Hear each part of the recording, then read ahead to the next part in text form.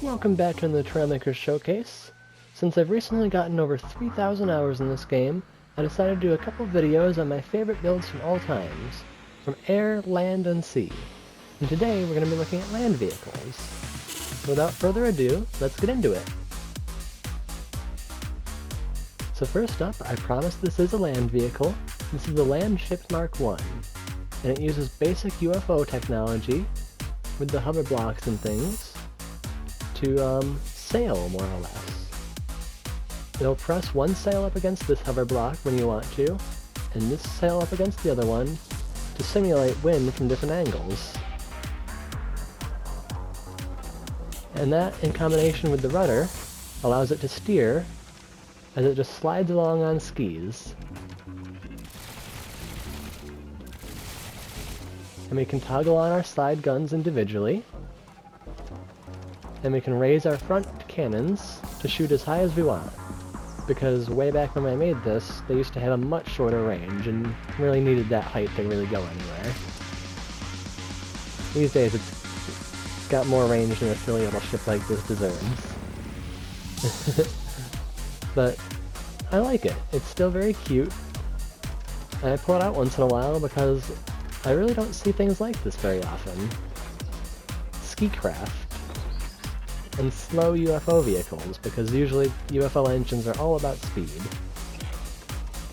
But I could ramble about this one a little bit longer and won't, so let's move on. Next up we have the Squishy Kitten Mark 1, which is one of my earliest piston glitch builds, and as you can see, it's kind of a mess in build mode. It's very random, just kind of slapped together, but it comes together into a little toaster with a cat motif. I think that's the right word. Motif? Whatever. But anyway, it's a little tank destroyer. And, oh, I forgot that it's been broken over the years. We need to change that. Because it has a piston accelerator for its cannon to shoot extra far. Actually, I'm not... Is that even working? Okay, yeah, it's working. It's just not working very much because it's only one set of pistons kind of crammed in there. But yeah, Squishy is a little tank, or a little tank destroyer, I should say. And it has absolutely zero cross-country ability. It doesn't even like solid, flat ground very much. So, very poor performance as a tank. But, as a little weapon, it does its job, I suppose. And yeah, that's Squishy. Let's move on. Next up, we have the Chirpo Protecto, Mark 3. And this here is an actual... where's the door button? There we go. It's an actual Chirpo transport. It's got the little passenger seats in there. And I can't really zoom in that easily, but there's a little Chirpo statue in there. And the whole thing is kind of bird-shaped. It's got a nice bouncy suspension, and we've got a camera block on our turret for aiming, which is nothing really special, but it was a brand new block back in the day, so I wanted to use it. And yeah, kind of just a simple build. It's just like an armored car, but I always liked the Chirpo Protecto, so I wanted to pull it out and show it off probably one last time. Well, I say that like I'm going to delete it, but I just mean that I don't use it very often. So let's move on. So next up we have the Sleepy Kitten Mark 2, which is an artillery piece. And it's got a couple little features that I suppose are interesting. It can raise itself up off the ground to stabilize itself out, and it reveals all the weight blocks that are in it to make it bottom heavy. This is well before gyro stabilizers to just keep things upright. And it has a little bit of logic in it. You have to hold L1 in order to turn it into aiming mode from driving mode. And let's see. Oh, of course, it's piston accelerated. And it's got a recoil mechanism so it doesn't shake itself around too badly. Which also looks kind of nice, reminiscent of like the breech going backwards, even though the front of the cannon is definitely not that way. And it does have a camera block for aiming, just like the Triple Protecto.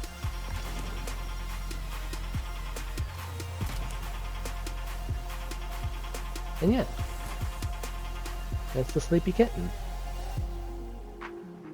Next up we have the Land Autocannon, which has been nerfed a little bit from various changes to the timings on the cannons, of course.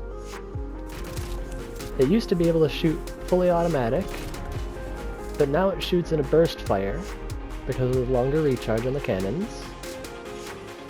So it's not really so much an autocannon anymore, but it used to be a pretty interesting and powerful weapon, and some noteworthy things about it are it has recoil suppression not just for the piston accelerators with the weight in the back, but it also has rocket thrusters in order to counter the recoil from the cannons themselves. So when this was mounted on a ship, it was so that it wouldn't push itself around or steer the ship in weird directions when shooting sideways.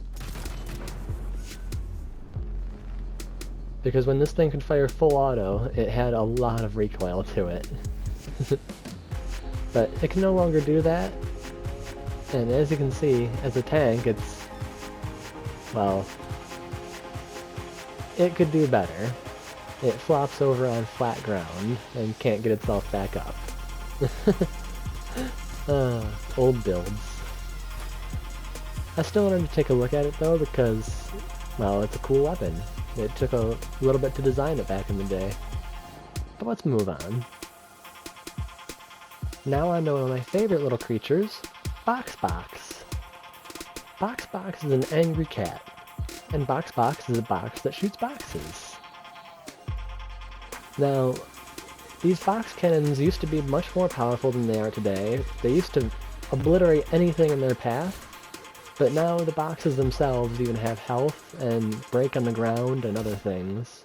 So, Box is a joke now, but Box used to be powerful. And I've said the word box so many times, I think it's time to move on. I wanted to take a quick look at the kitty cart, the original version, because this has proper tank steering and full suspension, all squished down in this little package. It's well before gyros, although the newer version uses a gyro because it's simpler. Because this is kind of like a clutch braking scenario for the tank steering. When you're going forward, you really can't turn all that well. You've got to slow it way down in order to steer this thing, so it's not much of a go-kart. It's a go-kart shaped tank device, and yes, it's making bubbles in your face the whole time. Cute little thing. Also, the tail acts as a roll cage. I don't know how to demonstrate that right now, but yeah, just trust me. It keeps you from popping out of the seat. Next up we have the mini cat tank that I entered into one of the contests. The build challenges. And it didn't win, but I think they did show it off. So we've got a little laser turret, centered up with a piston,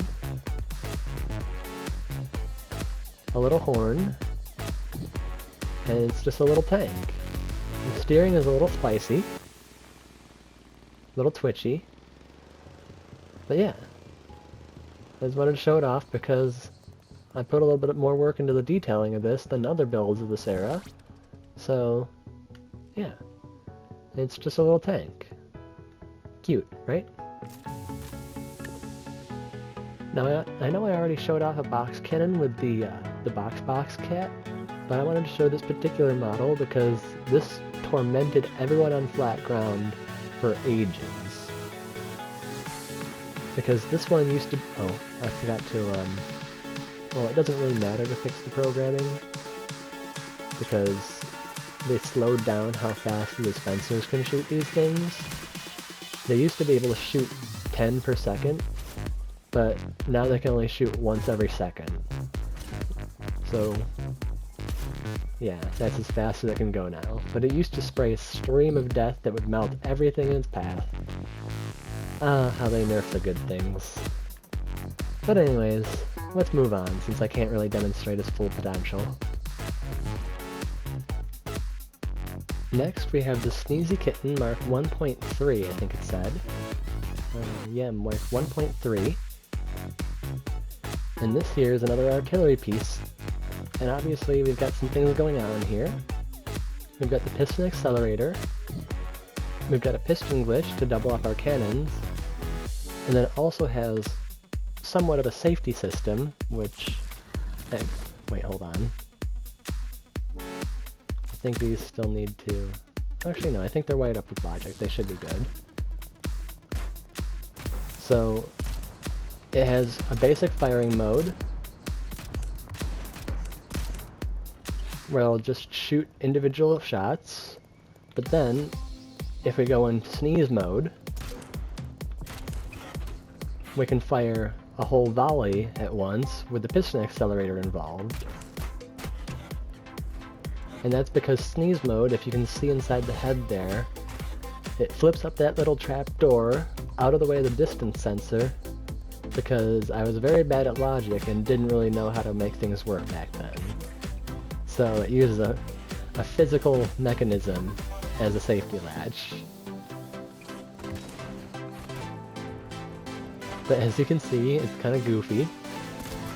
It shakes around, and it didn't used to spark this bad, but now it sparks really bad every time you fire it. And yeah, it's kind of... I once described this as a combat wally. Also, it's abysmal to aim because the turret's backward, or upside down, I should say. The rotation is on top, and the up and down is on the bottom, so it makes it a little awkward to actually point and shoot where you want to. But yeah, that's the Sneezy Kitten. In case you're wondering, I definitely make a bunch of cat-themed builds, but this is the first actual cat that I made. And it's got little stubby walker legs. And it meows. It doesn't walk very good, because obviously the legs only have hip joints. But with spring force, it kind of pushes it along, usually in a forward direction. And you're just riding this little cat around. Oh, and if you want to, you can toggle on the turning and the walking, and just let it roam free, apparently. I think that's how I used to give it away, is I would just turn it on and let it walk to people on its own. But let's move on. We've got the armored cat carrier here, based on an Italian land vehicle from War Thunder. I forget the exact name of it because it's one of those just letter and number names. But yeah, little cat themed APC. Yeah, that's what it was, an APC. It says it right in the corner there, duh.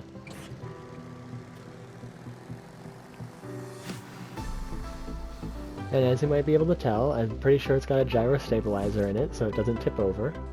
Yep, there it is. But it looks like you can turn the gyro off if you do want to tip over, and just roll about. And it can set itself on fire.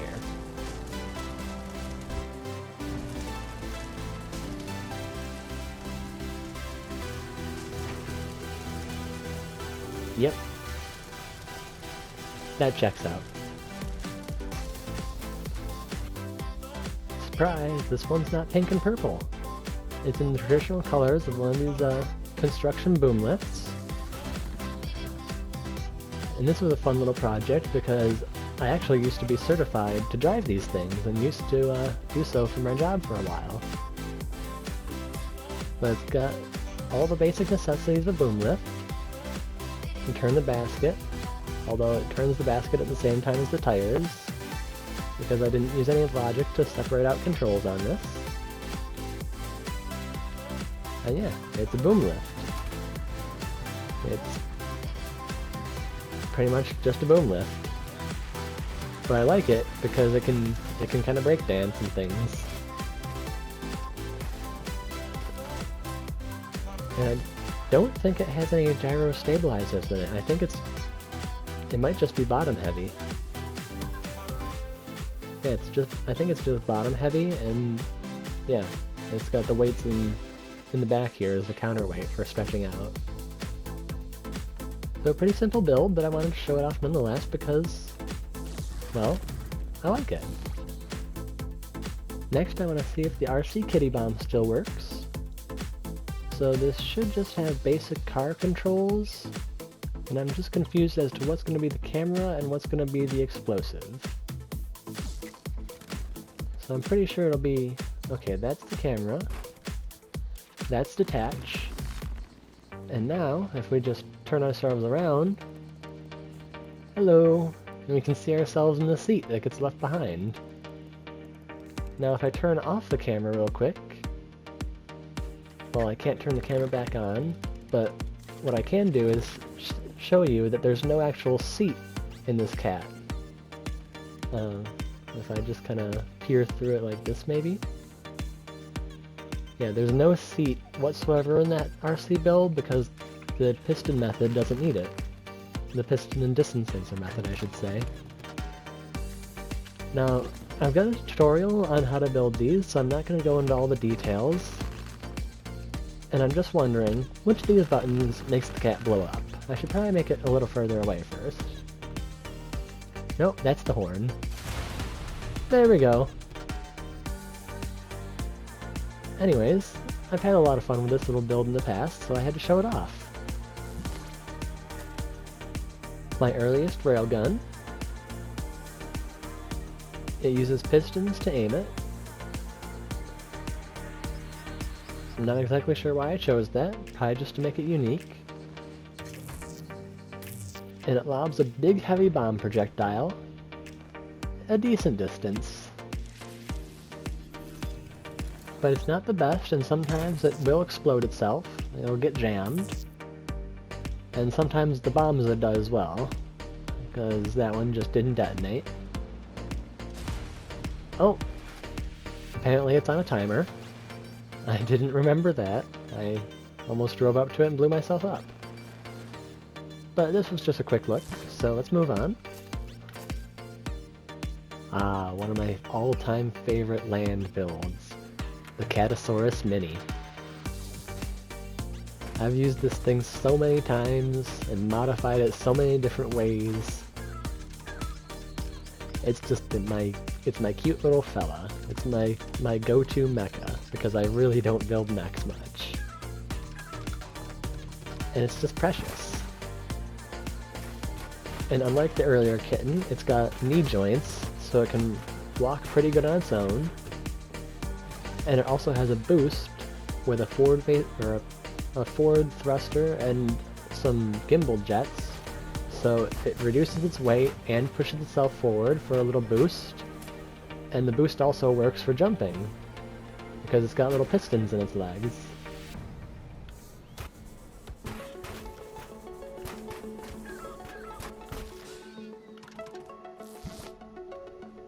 And one of the ways I modify them a bunch is I'll move the little squeaky parrots that make the meow out of the way and double up these gimbal jets and make them fly, or other things. I've given them all sorts of weapons and stuff. I might pull out one of the weaponized versions at some point. But yeah, that's the Catasaurus Mini. I love it. Look at that happy little face. There's not a thought between those eyes.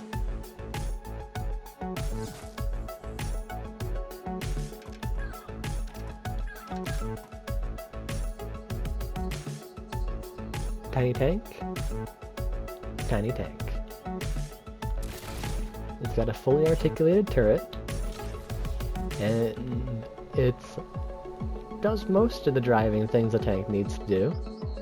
It can turn in place, drive forward and turn while driving. It just can't drive backwards.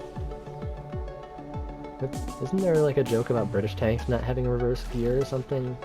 I don't know. But yeah, tiny tank. And it even has a horn crammed in there somewhere. Let's take a quick look at the Kitten Bike Mark II here. A nice little piston glitched motorcycle.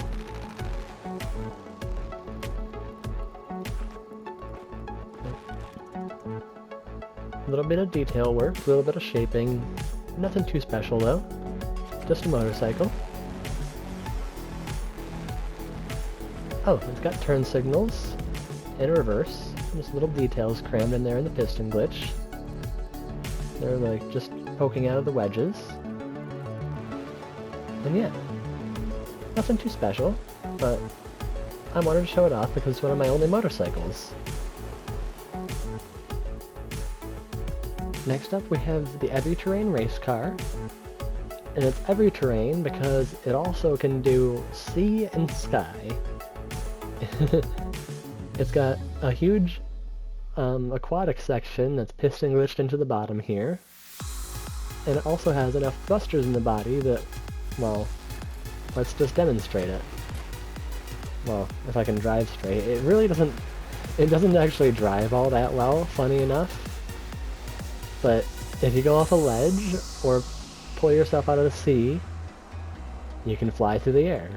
And it has gyro-assisted turning on R1 and L1 in order to turn when it's in the sky or in the water. And it's not the best at any terrain, it just is able to do every terrain. It isn't exactly a highly sporty vehicle, after all. It's just like a little sedan that does all the things.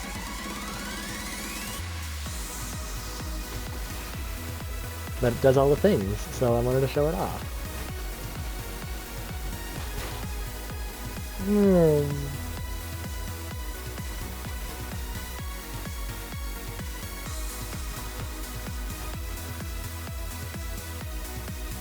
Next up we have the Spear Thrower Mark IV, which, well, it throws spears. It's a semi-auto. It's a one-button press with some logic, so it's pressing X to fire them. And the actual vehicle, it just scoots along, but it also has logic stabilization, so that when you're done moving, it'll automatically stop itself. And we've got two different zooms on the camera. Trying to hit this chicken here. There we go. And yeah, it's a pretty straightforward build, but it's a blast, because these actually pack quite a punch. Hold on. Hold, please.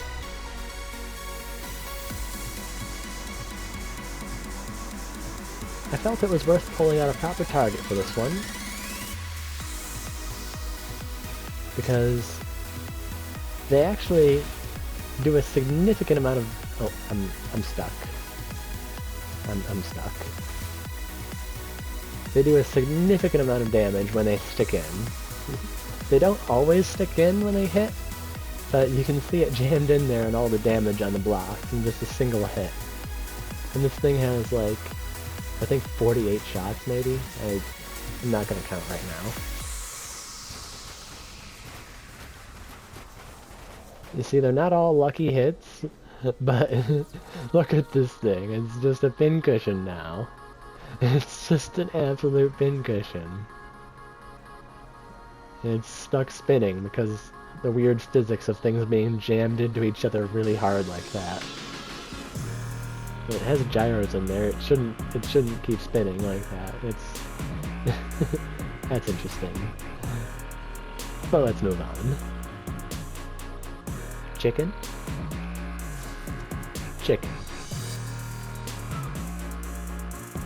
Chicken says hi.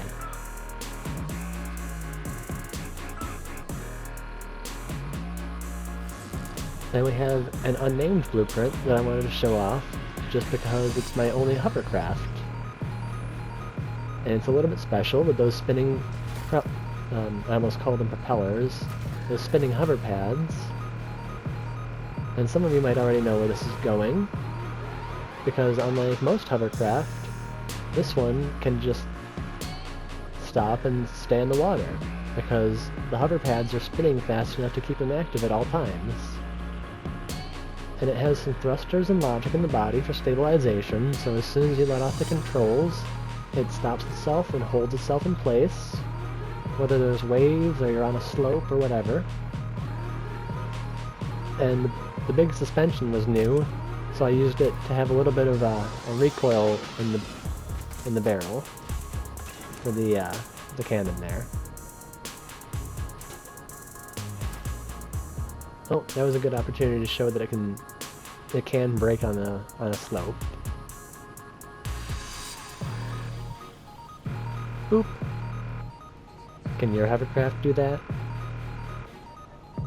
Just put on the parking brake on a slope? Anyways, let's move on.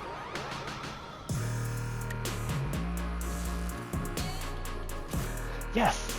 Yes it is! Okay.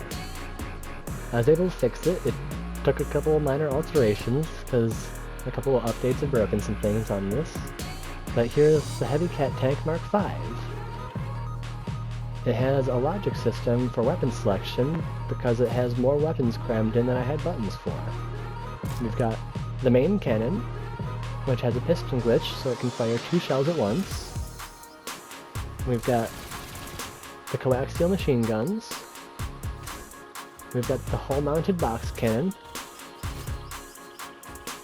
which is a lot less powerful these days, of course. We've got bomb bay artillery we can call in. It strikes about 100 meters out every time. Then we also have a horn and a meow. And as a tank, it does alright.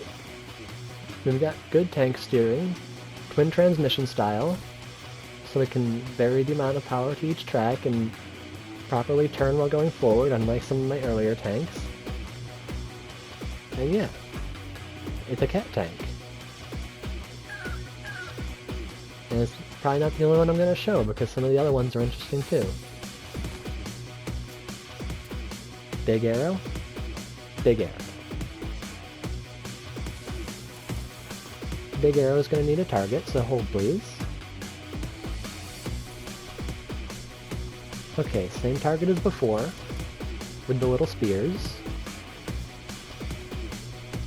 And now we've got one big arrow, and there's no dynamite in either of these builds. And I say that because I expect an explosion.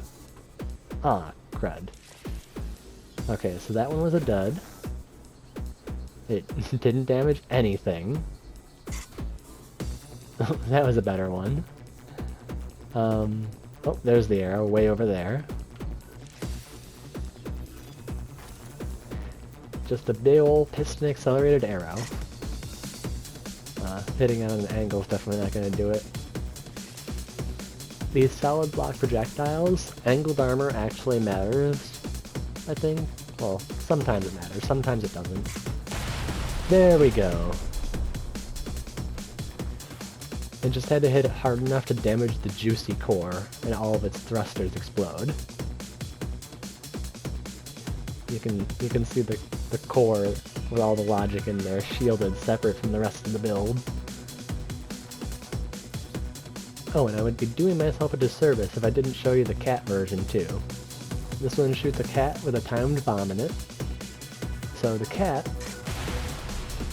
for some reason, normally survives the impact unscathed and just bounces off, whether it destroys parts of the build or not, and then it blows up after about 10 seconds. And also the tank itself meows too now, because why not? Next we've got a little truck here, which looks pretty basic at first, up until it does something like this. And just climbs up really, really steep surfaces and horizontal surfaces.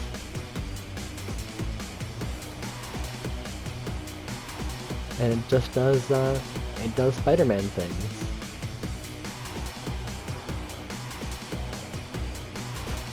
Oh, not a very graceful landing. But yeah, this is my wall crawler truck. It's made for hide and seek, so the headlights turn off, and it has big headlights behind those little ones to actually produce some usable beams. It's got some tunes, it's got some meow, it's got the horn, and the way it crawls on the wall is it has a bunch of upwards facing thrusters that you can just toggle on and give it tremendous downforce.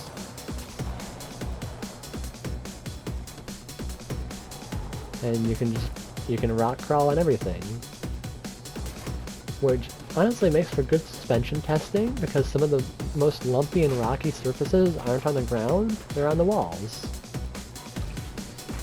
Uh-oh, uh-oh, uh-oh. Help! Oh, we landed. I thought we were gonna go upside down and fly. Oh, woe would happen if that happened. Whoopsies. Now I showed the Bombay artillery on a tank, but here it is mounted on a more specialized vehicle. This is the Frog artillery. Or the Frogget artillery, I should say. And it's got the guns. And it's got a more powerful bomb sprayer than on the tank that I showed you. And because it's the Frog artillery, it's got the Frogget tunes.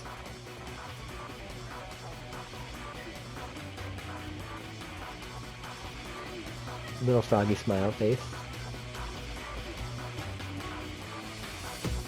Nothing too special about this one though, except for the artillery, and if you are interested in the weapon itself, I've got a tutorial on it, which I may or may not remember to link in the description. And since we're looking at some green builds, let's pull up Churchill, because it's the only replica tank. It's the only replica tank that I have. So it's semi-authentic in that it handles very slow, but unstoppably. Like, it's got a lot of traction and a lot of torque behind it. It's just slow. At least by my tank standards. But it'll go up all sorts of edges and terrain and stuff pretty well. And it's just got the coaxial machine gun, the main cannon, and the flamethrower. And my favorite little details are, of course, the shovels and the gas cans. They really made it feel like a replica, to be honest. Otherwise, it just looked like a Churchill knockoff, because the turret's not quite right. But it's not too bad, I suppose. Let's move on. Next we have the Heavy Cat Tank Mark 8B. And this one is significantly heavier because it actually uses heavyweight block armor instead of just regular block skin. So it's got a little bit more detail work to it, with the side skirts and all. And it also has more weaponry than the other ones have. We've got main cannon, flak cannon, coaxial, we've got the flamethrower, our short-range artillery, which just killed a chicken,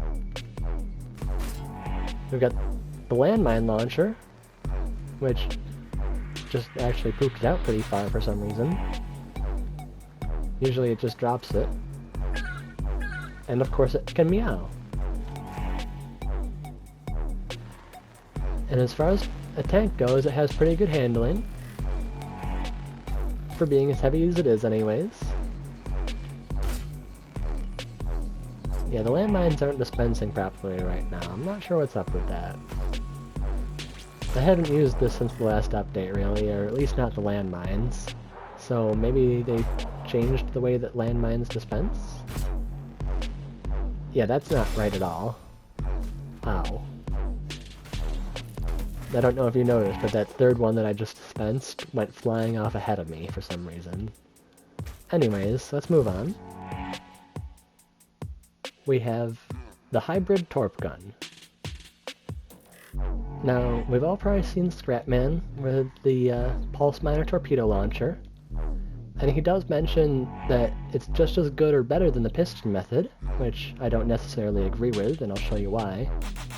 But I also made this hybridized version for side-by-side comparisons. So we've got the regular, well, I say regular, the style that Scrapman showed off, the pulse miner, which does shoot it very far, but with a 4-piston setup and a proper counterweight. Oh, that's the hybrid method.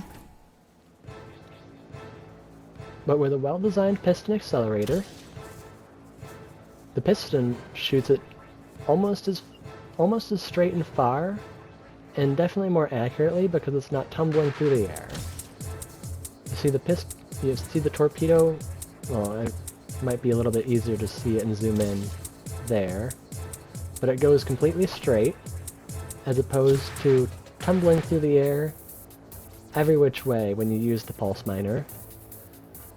But in order to actually combine the two, I had to pulse the pistons twice in a row with a little bit of logic, so that the pulse also gets accelerated just after the piston gets shot out and accelerated. So first, the piston lobs the torpedo, then the piston lobs the pulse miner shot, and the pulse miner shot catches up to the torpedo, and it's really hard to tell, and I probably won't even be able to zoom in editing in order to see it.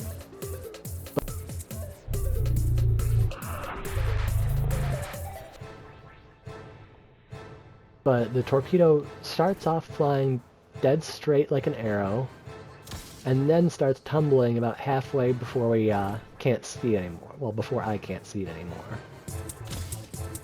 So by combining the two, it shoots basically straight. It's unnecessarily long distance.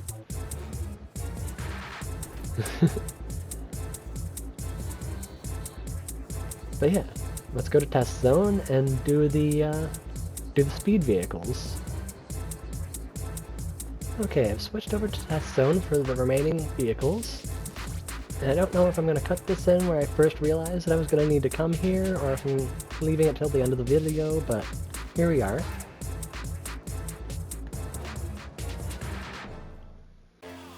So the first vehicles I wanted to look at while we're here are the Downforcio race cars. And I call them that because they've got giant roofs of spoilers.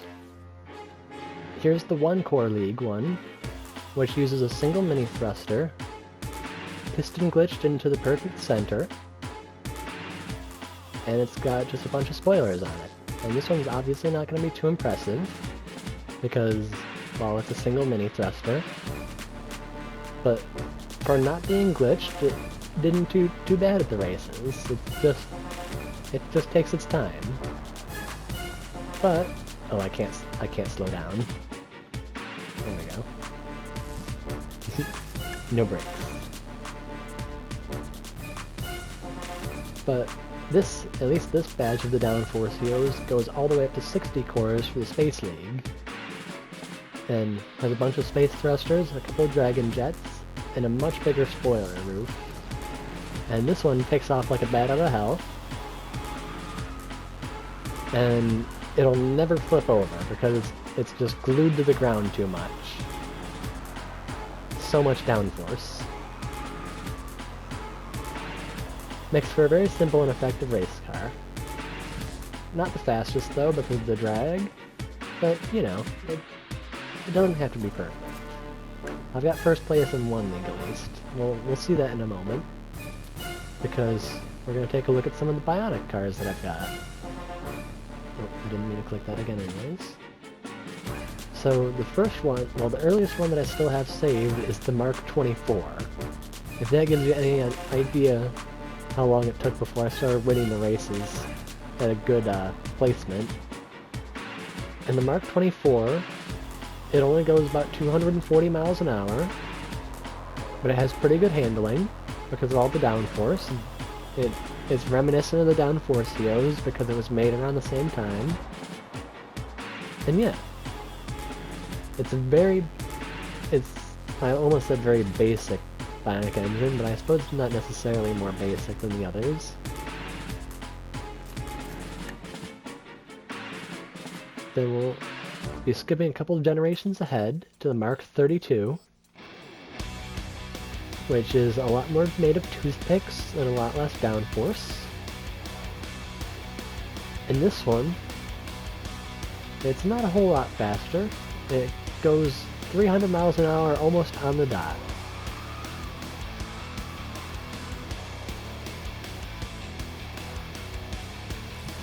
And I don't know whether I posted or not, but I have been working on a tutorial for these, if anyone's interested.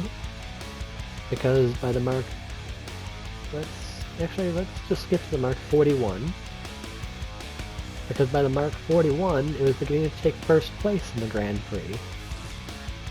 And that's what these are tailored for, is the Grand Prix on Race Island. They require flat ground, so it can turn really well. Now this one doesn't go too much faster than the last version, it's just much more stable. It doesn't flop around as much, and handles better.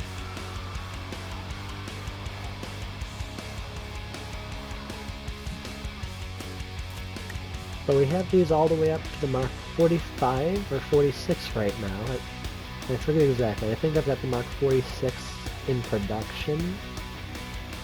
I could scroll up right now, but I'm not going to. We'll get there. What other race vehicles do I want to look at while we're here at Test Zone? Actually, probably just more Bionic engines. The Mark 43C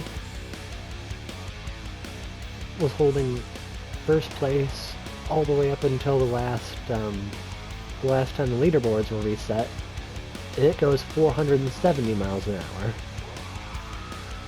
It handles just as sharply.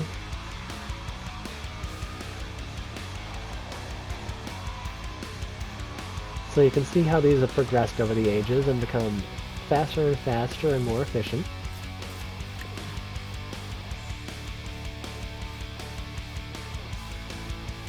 Let's see. Oh, here's Downforceo Supreme. It's only a couple more power cores than the last Downforceo that I showed, but it did quite a lot better in the races, just because it's tuned a little bit differently, and I think I've got a different balance of space thrusters and Dragon engines in there than before.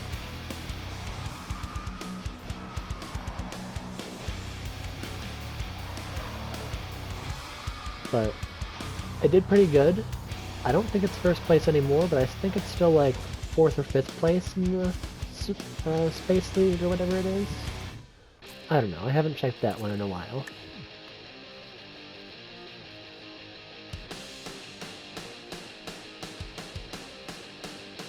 Because I've been more focused on the Bionic engines. Yep, we do have a Mark 46, but I think that still needs tuning and such, so I'm not going to bring it out. Let's bring out the drag car version. So we should have maximum forward speed on this.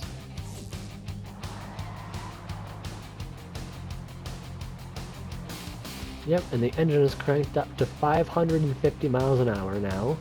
At least for the drag car version. It still turns okay, but not enough for the Grand Prix. And when it turns, it tends to take some Bionic engine damage, which was that little tick of damage, where without really anything seeming to happen to the vehicle, at least noticeably happening to the vehicle, we took damage to our fins. And that's called Bionic engine breakdown, and it's just something that you start having to fight when you get up to the really high-powered engines. You have to make really stable vehicles in order to host these things. But anyways, I think that might do it.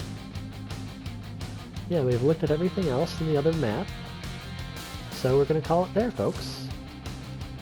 If you've watched this far, thank you very much. I think this one's going to turn out to be a long one. And yeah, if you've got any comments or questions, leave them in the comments section. And if you want to make me happy, leave a like or subscribe. Thank you for watching. Bye-bye now. PlayStation